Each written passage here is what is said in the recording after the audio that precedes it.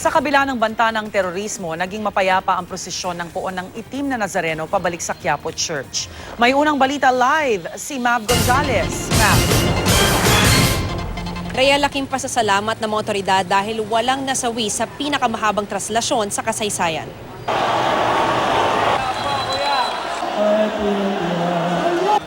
Matapos ang 22 oras, nakabalik ang itim na Nazareno sa Quiapo Church alas 3:30 ng madaling araw. Gumawa ng human wall ang nasa 1,000 pulis sa Plaza Miranda. Pero maski ang mga pulis, natangay ng agos nang dumating ang dagat ng mga tao.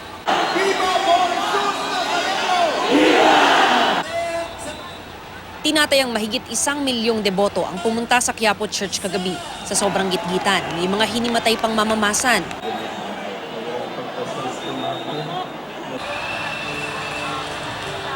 Dahil limitado ang espasyo sa Plaza Miranda, maraming deboto ang tumanaw na lang mula sa Quezon Boulevard.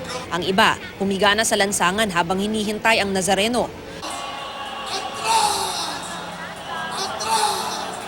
Nang sa wakas ay makapasok ang andas, nagtapos ang traslasyon sa isang kanta. Nuestro Padre Jesus Nazareno. Hindi naman alintana ng mga deboto ang hirap at pagod na sumama sa prosesyon. Okay na masaya sa nakakapagod. Pero worth it naman kasi every year naman namin ginagawa itong buong barkada na. Bakit ako sumama? Kasi maraming patotoo sa akin si Ama, so kaya lagi ko siyang ginagawa. Nagkakatulakan din, pero siyempre, lalaban ka pa rin sa kanila. Yun lang. Ma'am, bakit ho kahit delikado pumupunta ho kayo rito? Talagang taon-taon nandito ako. Yun ang, parang hindi naman pasasalamat na lang. O, nung dumating na yung dagat ng mga tao, saan ho kayo nagstay?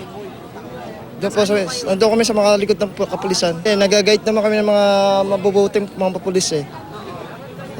Magagaling po naman po sila. Laking pasasalamat naman ng mga otoridad na walang pag-atake na naganap sa traslasyon.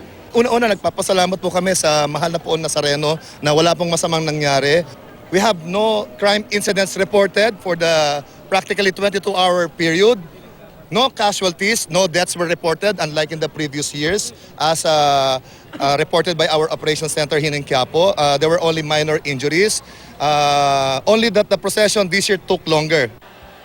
Rhea, sa ngayon malinis na dito sa Quiapo Church, dito sa banda ng Plaza Miranda, pati na rin sa Quezon Boulevard. Ayon naman kay Monsignor Ding Coronel ng Quiapo Church na nakausap natin kanina, ang hiling daw niya ay sana maiuwi ng mga debotong pumunta rito ang pag-ibig ng Diyos. Rhea? Maraming salamat, Mav Gonzalez.